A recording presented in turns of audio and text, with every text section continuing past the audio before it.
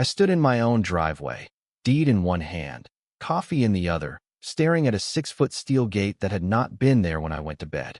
The chain was thick enough to tow a truck, the padlock the size of a softball, and the sign bolted dead center read Private Property, Association Authorized.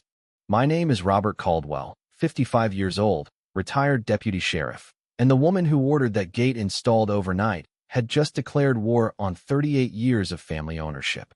The trouble started 6 months earlier, when the first letter arrived in a crisp white envelope with a gold-embossed crest. It informed me that any exterior modification required prior approval from the Ridgewood Estates Homeowners Association, complete with a 12-page application and a $150 processing fee. I laughed out loud, then checked the survey stakes my father had driven into the ground in 1987. My narrow lot, 800 square meters of red clay and pine, sat 20 meters inside the county road right-of-way and 33 years ahead of the first model home in Phase 2. I wrote back, polite but firm, not your land, not your rules. I enclosed a photocopy of the deed and thought that was the end of it. It was only the beginning. My mother, Helen, 71 and still mending from a stroke, had taken a bad fall on the old rutted dirt track the winter before. Ambulance wheels spun uselessly in the mud. The crew carried her out on a backboard. I swore that would never happen again. So I hired a licensed contractor, pulled county permits, and poured a proper driveway. 40 meters long, 3.5 wide, 2% grade, rebar grid, layered gravel compacted in lifts, 6-inch concrete slab. I even planted 4 young live oak saplings along the edges for shade. Helen rolled her walker to the end of it the day the forms came off and cried quiet tears of relief. 3 nights later the gate went up. I called the association office at dawn.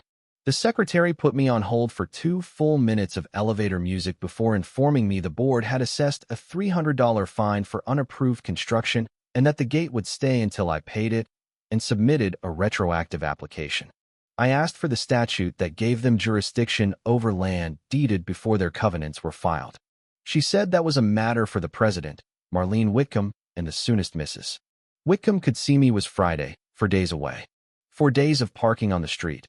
For days of neighbors slowing their SUVs to gawk. For days of Helen staring out the window at a prison she had never signed up for. I spent those days building a file the way I once built criminal cases, one verifiable fact at a time.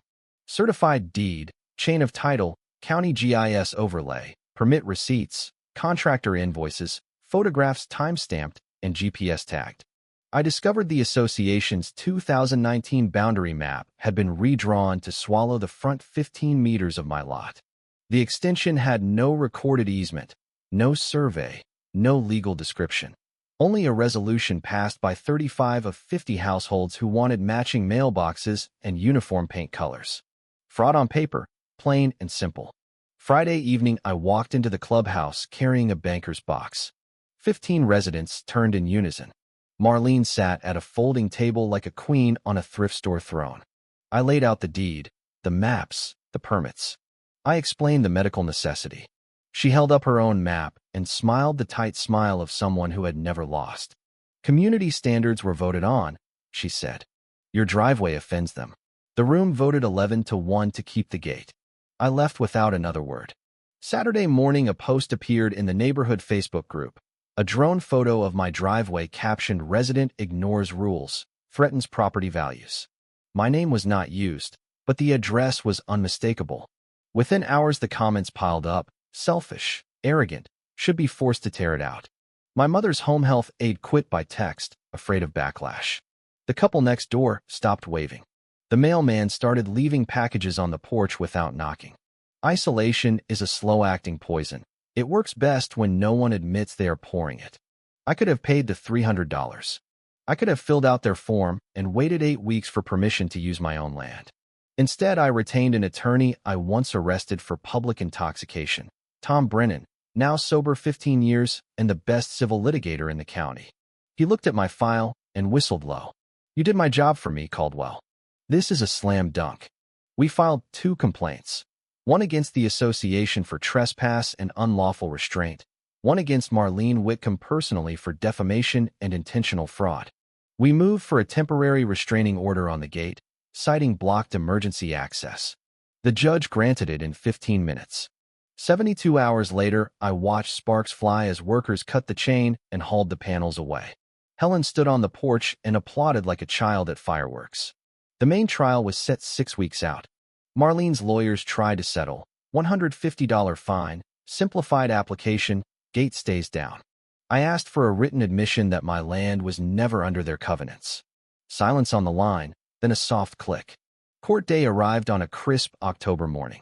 The gallery held a dozen neighbors who had come to see the rebel humbled. Tom laid the exhibits in a neat row: deed, surveys, permits, the doctored map, the email from a former board secretary warning Marlene she was overstepping. My 75-year-old neighbor took the stand and swore he helped my father pour the first gravel in 1987, and there was no association within 20 miles. The contractor testified every yard of concrete met code. Marlene admitted under oath she had received my deed, compared it to county records, and proceeded anyway because the community had voted. The judge needed 20 minutes. Jurisdiction does not arise from wishful thinking, he said. The association acted without color of right. Judgment for the plaintiff: $15,000 in damages, $5,000 sanction for abuse of process, gate remnants removed within 30 days, full public retraction. The gavel cracked like a starter pistol. 2 weeks later, the concrete footings were jackhammered out and the holes filled with topsoil. The retraction appeared on every neighborhood page. The Ridgewood Estates Homeowners Association regrets erroneous statements regarding Robert Caldwell's property. Mr. Caldwell acted lawfully. We acknowledge no jurisdiction over his lot. The check arrived by certified mail. I paid Tom, reimbursed the driveway, and put the rest in a medical trust for Helen. Neighbors trickled back. The mailman knocked again. A woman I had never met stopped me in the grocery aisle to say thank you for standing up. The 2 previous owners Marlene had bullied into compliance called my attorney. Their old cases were reopened at half fee. Marlene herself I saw only once, reaching for the same bunch of bananas. She met my eyes, nodded once, and moved on. The live oaks are 8 feet tall now. Helen sits on the porch every evening and watches their shadows stretch across smooth concrete. I still drive the length of it slowly, windows down, feeling the tires hum over the surface I poured with my own hands. Freedom is not the absence of gates.